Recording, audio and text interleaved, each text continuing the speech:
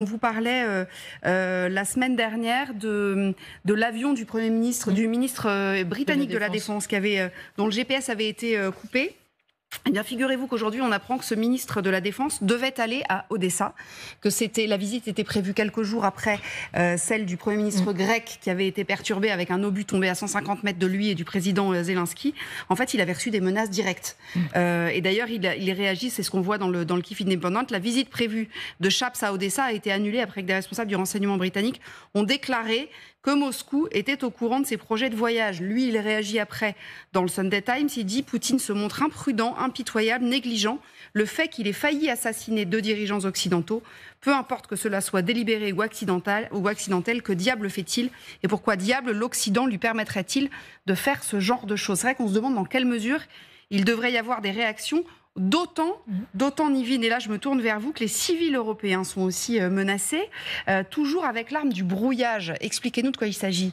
Exactement, puisque la Russie s'en prendrait désormais aux vols commerciaux. D'après des informations disponibles en open source, entre le 15 et le 16 mars, au moins 873 avions ont signalé des perturbations aux abords de Kaliningrad, l'enclave russe évidemment de Kaliningrad. La majorité de ces appareils transportaient des civils. C'est le cas par exemple de cet avion de la compagnie Ryanair qui reliait le Pays-Bas à la Lituanie. C'était samedi, pendant plus de 2 heures.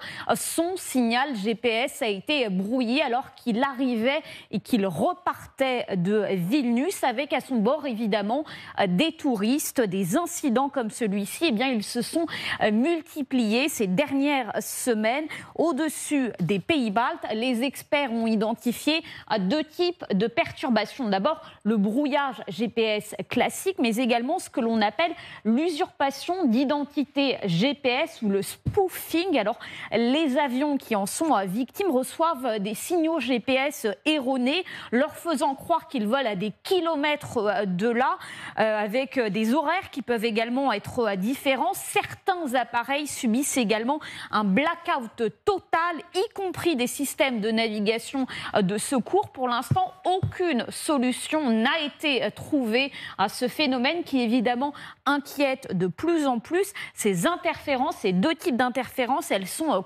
cartographiées quasiment quotidiennement. Et ces dernières semaines, effectivement, on observe, vous voyez, c'est les points rouges que vous voyez sur cette carte, eh bien, une multiplication de ces perturbations, toujours dans la même zone, aux abords de la Pologne, mais également des Pays-Bas. Ça, c'était le samedi, par exemple, le 16 mars. La veille également, le 15 mars, on voit toutes ces taches rouges sur cette carte. À chaque fois, ça se passe donc tout près de l'enclave de Kaliningrad.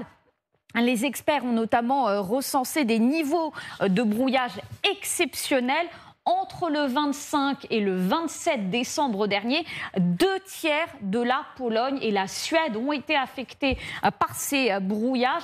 Deuxième niveau de brouillage exceptionnel, cette fois, c'était entre le 10 et le 16 janvier 2024, avec la moitié de la Pologne, de la Suède et de la Lituanie qui ont été touchés. À la veille du Nouvel An, la Finlande a également été touchée, comme l'Allemagne, avec des perturbations des signaux GPS enregistrés jusqu'à Berlin. Tous ces États, évidemment, pointent du doigt un seul et même responsable, la Russie, bien évidemment, qui, depuis, drôle de coïncidence, la mi-décembre, eh bien, s'entraîne dans la région de Kaliningrad avec le Boris Golvek 2. C'est un système de brouillage GPS. Dans le même temps, les services de renseignement européens notent également une montée en puissance du système Tobol, qui lui aussi est déployé à Kaliningrad et qui est capable de supprimer un très grand nombre de communications par satellite. En plus de ce système Tobol, les Russes disposent également de brouilleurs mobiles comme le Pol 21 ou encore le Zintel, qui peuvent donc affecter évidemment les avions militaires, mais également, on l'a vu, les avions civils, tout comme d'ailleurs les bateaux. Ça fait très peur, hein. Merci beaucoup Nivine. Alors on va essayer, on ne va pas jouer à se faire peur et on va essayer de se rassurer un peu avec vous, Général Paloméros. Merci d'être avec nous, ancien commandeur suprême de l'OTAN et chef d'état-major de l'armée de l'air française. Vous connaissez évidemment tout cela par cœur. Quand on brouille les coordonnées GPS d'un avion, que ce soit un avion de chasse ou que ce soit un avion commercial, ça veut dire que les autres avions ne nous voient pas et qu'on ne voit pas les autres ? Non, c'est pas ça, c'est que ça déroute au sens propre du terme l'équipage. Et donc, évidemment, au fil du temps, le positionnement satellitaire, GPS, c'est le système américain. Le système européen, c'est Galileo. Je vais y revenir. Mais les équipages sont devenus de plus en plus dépendants au GPS, comme nous-mêmes dans l'utilisation de notre voiture et bien d'autres moyens. Ça, c'est un point extrêmement important et ça n'a pas échappé aux Russes. Dès la guerre du Kosovo, à la fin des années 90, on a eu des attaques de spoofing, comme ça vient d'être parfaitement expliqué.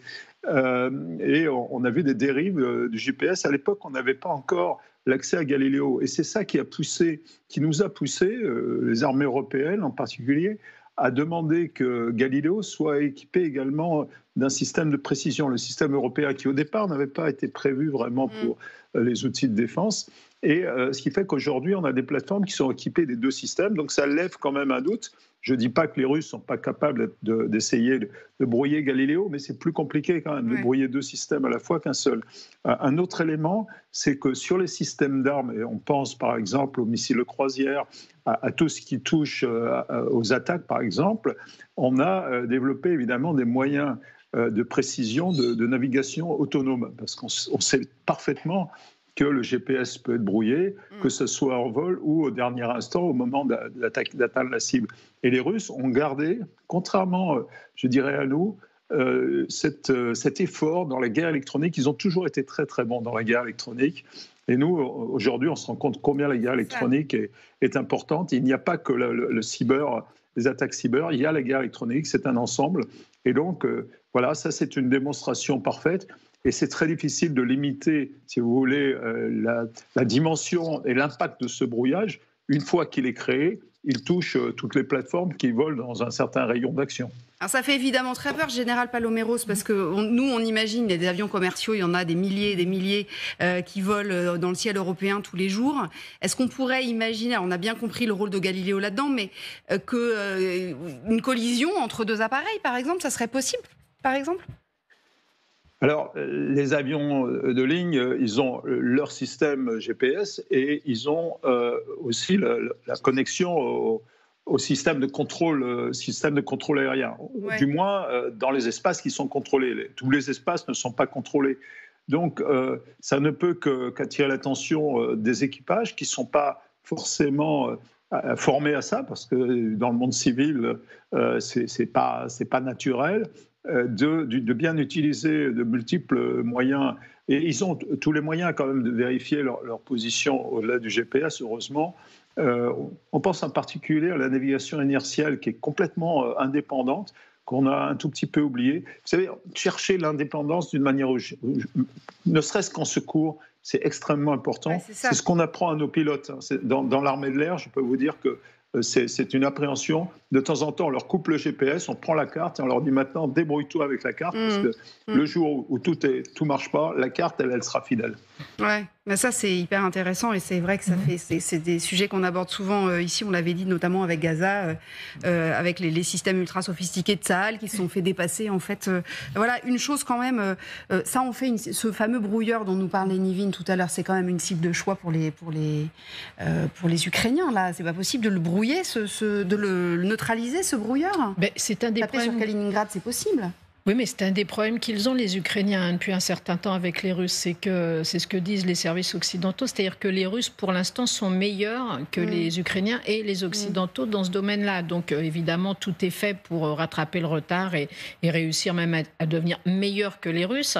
Mais c'est vrai que la période, d'ailleurs, dont parlait Nivine, décembre, janvier, c'est des périodes où les Russes ont donné toute la mesure de leur talent, si j'ose dire, dans ce domaine. Et puis, on l'a vu encore la semaine dernière. Alors, c'est un domaine différent, mais les ministères français qui ont été la cible de hackers russes. Donc, on voit que c'est vraiment... c'est aussi une arme de chantage, hein, bien sûr, parce que l'objectif, évidemment, est évident. C'est-à-dire, c'est pour faire peur à tout le monde en disant, vous voyez, même les civils peuvent être menacés quand ils se déplacent en avion.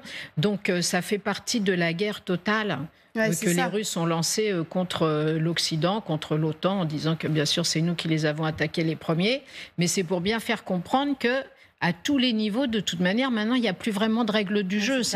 Et puis, s'ils veulent brouiller, évidemment, c'est ce que disait le général, les avions militaires, ils brouillent les avions civils en même temps. Parce que voilà, quand vous les utilisez, ces moyens-là, ils ne choisissent pas le vol civil qui va de Vilnius à Madrid. Non, c'est tout ce qui circule à ce moment-là.